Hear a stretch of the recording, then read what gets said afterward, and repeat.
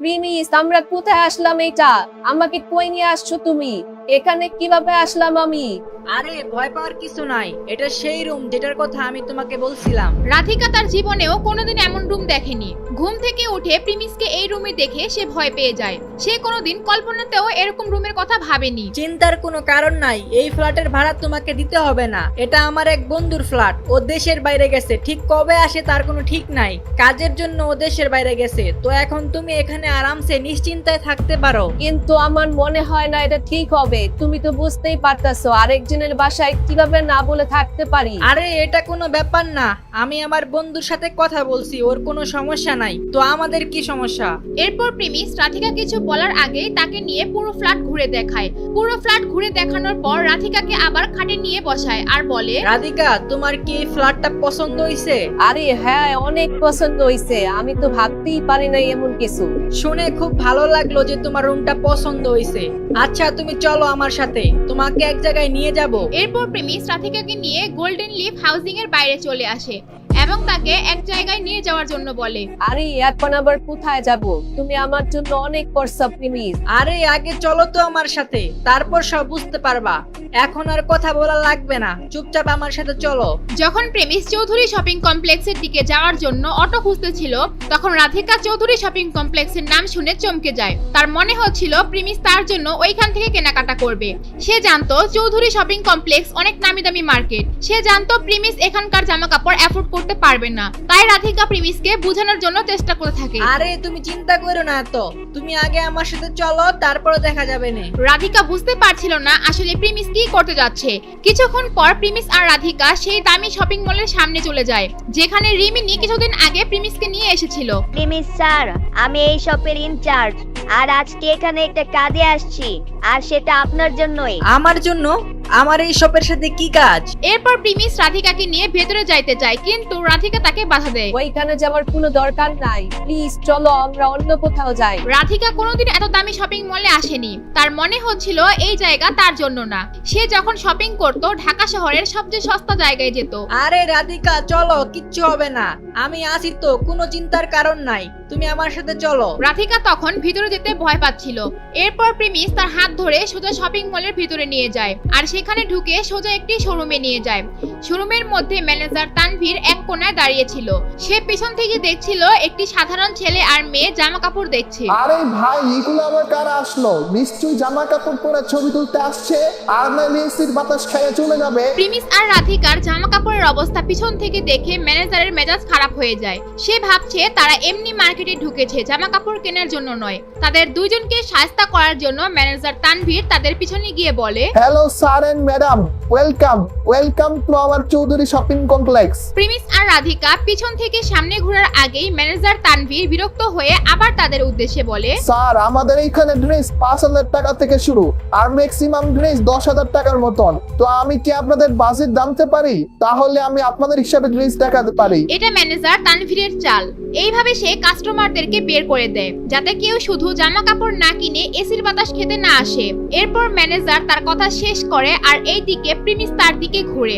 Manager Tanvir এক সেকেন্ডে প্রিমিসকে চিনে ফেলে। আরে আপনি, আমি তো আপনারে চিনতেই পারি নাই। ম্যানেজার তানভীরের ওই দিনের কথা মনে পড়ে যায়। তানভীর সাহেব, আজকে থেকে প্রিমিস স্যার আমাদের এই শপের মালিক। আজকে থেকে উনি যা বলবে আমাদের তা ফলো করতে হবে, বুঝতে পারছো? আচ্ছা ঠিক আছে ম্যাডাম, আমি বুঝতে পারছি, কোনো সমস্যা নাই। যেদিন রিমিনি প্রিমিসকে নিয়ে এসেছিল এই শোরুমে, এইদিকে ম্যানেজারের কথা শুনে রাধিকা আরো ঘাবড়ে যায়। তার মনে হচ্ছিল এক্ষুনি প্রিমিসকে নিয়ে এখান থেকে চলে যেতে। সে এত দামি জামা কাপড়ের জন্য টাকা নষ্ট করতে চায় না। প্লিজ চলো এখান থেকে, তোমার সাথে আমার কিছু কথা বলার আছে। তুমি টাকার চিন্তা করতেছো না? চিন্তা করো না, আমার কাছে টাকা আছে। এরপর প্রেমিস যখন দেখে রাধিকা তাও মানতে চাচ্ছে না, সে রাধিকার একটু কাছে এসে চুপি চুপি তাকে বলে, দেখো আমরা তো শপিং মলে ঢুকেই পড়ছি, এখন যদি এখান থেকে বের হয়ে যায় সবাই আমাদেরকে নিয়ে মজা করবে। তো আমরা এখান থেকে সস্তা কোনো একটা জামা নিয়ে বের হয়ে যাই। রাধিকা প্রিমিসের কথা শুনে তার মনে হচ্ছিল প্রিমিস ঠিকই বলছে, কিন্তু আবার চিন্তাও হচ্ছে, কারণ এখানকার সস্তা জামা কাপড়ের দামও 5,000 টাকা, আর এত টাকা সে বরবাদ হচ্ছে সেটা দেখতে চায় না। 5,000 টাকায় না জানি কত মাস তার চলে যেত, কিন্তু প্রিমিস তাকে এইখানে নিয়ে আসছে, তার এখন মানা করার কোনো রাস্তাই নেই। এরপর প্রিমিস রাধিকাকে জামা কাপড় দেখানো শুরু করে দেয়, আর তার কিছুক্ষণ পর প্রিমিস বলে, হেই গাইস, আমি আপনাদের দিবস গেমিং। আমাদের ভিডিওটা এখনই শুরু হবে। তো গাইস, যারা আপনারা ফ্রি ফায়ার খেলেন, ফ্রি ফায়ার ডায়মন্ড টপ করতে চান, তারা এই নাম্বার যোগাযোগ করতে পারেন। এই number WhatsApp and imo number আছে। তো আপনারা চাইলে এই নাম্বার যোগাযোগ করে ডায়মন্ড টপ করতে পারবেন and অনেক কম দামে এন্ড 100% ট্রাস্টেড। তো যাদের ডায়মন্ড লাগবে তারা কিন্তু স্ক্রিনশট মেরে রাখতে পারেন, পর ডায়মন্ড টপ করতে পারেন। ম্যানেজার, আমরা এই ড্রেসটা একটু ট্রাই করে দেখবো। ম্যানেজার প্রিমিসের পিছে পিছেই ঘুরছিল। প্রিমিস যে ড্রেসটার কথা বলছে, আসলে রাধিকা ওই ড্রেসটা কয়েকবার ঘুরে ঘুরে দেখছিল। তাই প্রিমিস ম্যানেজারকে ওই ড্রেসটা ট্রায়াল দেওয়ানোর জন্য বলে। আরে না না, আমি এটা শুধু দেখতেছিলাম, এটা আমি ট্রায়াল দিব না। এমন না যে রাধিকার এই ড্রেসটা পছন্দ হয়নি, আসলে সে এই ড্রেসের দাম বেশি দেখে মানা করে দেয়। সে সস্তা কোনো কিছু খুঁজছিল, এত দামি ড্রেস তার নিতেই মনে যাচ্ছিল না। তো এইদিকে লাল কালারের ড্রেসটা আছে, এটা নাও। এটার ডিজাইনার কালার খুব ভালো, এটা নিতে পারো। না না, এটার কালার আমার তো পছন্দ হইতেছে না, আমরা অন্যগুলা দেখি। প্রিমিস রাধিকাকে অনেকগুলো সুন্দর সুন্দর ড্রেস দেখায়, কিন্তু প্রত্যেকবারই রাধিকা কোনো না কোনো বাহানা দেখিয়ে না করে দেয়। তার বোঝা উচিত ছিল রাধিকা এখান থেকে কোনো ড্রেস নিতে চায় না, কিন্তু তারপরও কেন সে রাধিকাকে এতবার কেনার জন্য বলছিল।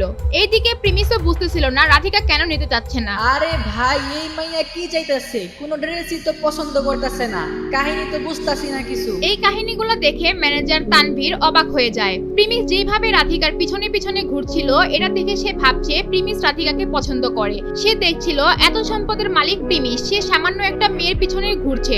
আবার এইদিকে মেয়েটিও প্রিমিসের গরিবী অবস্থা দেখে তার কোনো টাকা পয়সা খরচ হতে দিচ্ছে না। এইগুলো দেখে ম্যানেজার তানভীর খুব মজা পাচ্ছিল। রাধিকা, এটা দেখো, এটাও কত সুন্দর আছে, আর এটার দামও অনেক কম আছে। তুমি এটা ট্রাই করে দেখো। আচ্ছা বাবা, ঠিক আছে, আমি দেখতেছি। তুমি ঠিক করতেছ না প্রিমিস, এগুলা এত দামি ড্রেস না নিলেও চলতো। রাধিকা বুঝতে পারছিল প্রিমিস তার মনের কথা বুঝে ফেলছে, আর এইদিকে প্রিমিস যেহেতু একটা ড্রেস তাকে কিনে দিতে চাচ্ছিল, তাই সে নার্ভাস হয়ে ড্রেস নেওয়ার জন্য রাজি হয়ে যায়। এমনিতেও সেই ড্রেসটা বাকি ড্রেসগুলোর চাইতে কম দাম ছিল। যখন রাধিকাকে নিয়ে সেই ট্রায়াল দেওয়ার জন্য ট্রায়াল রুমের দিকে যায়, ট্রায়াল রুম থেকে একজন বের হয়ে বলা শুরু করে, কতদিন ধরে চলতেছে এইসব? কতদিন ধরে এই মাইয়া তোমার পিছনে ঘুরতেছে?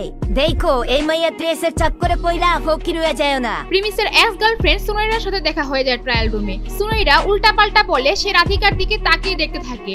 যদিও সে প্রিমিসকে ছেড়ে দিয়েছে, কিন্তু তারপরও সে প্রিমিসকে অন্য কারোর সাথে দেখে রিয়েক্ট করে বসে। প্রিমিস রাধিকাকে এত দামি শপিং মলে ড্রেস কিনে দেওয়ার জন্য নিয়ে আসছে, এটা দেখে তার অনেক হিংসা হচ্ছে। নিজের ড্রেসের কি অবস্থা, আবার নতুন গার্লফ্রেন্ডে এত দামি শপিং মলে নিয়ে আসছে। এখানে যেই কথা সুনাইরা বলল সেটা শুনে রাধিকা ভুল বুঝে ফেলে। সে মনে করে প্রিমিসের আগে থেকেই গার্লফ্রেন্ড আছে। এইগুলো দেখে তার মাথায় আগুন ধরে যায়, সে একদম হতাশ হয়ে যায়। না, তোমার কথা ভুল হচ্ছে, আমি প্রিমিসের কোনো গার্লফ্রেন্ড না, তুমি একদম ভুল বুঝতেছ। রাধিকা মুচকি হাসি দিয়ে প্রিমিসের দিকে তাকায় আর সেই শোরুম থেকে বের হতে যায়। আর এইদিকে ম্যানেজার তানভীর বুঝতেছিল না আসলে এখানে কি হচ্ছে। তার বস একটা মেয়েকে নিয়ে আসছে যাকে তার গার্লফ্রেন্ড মনে হচ্ছিল।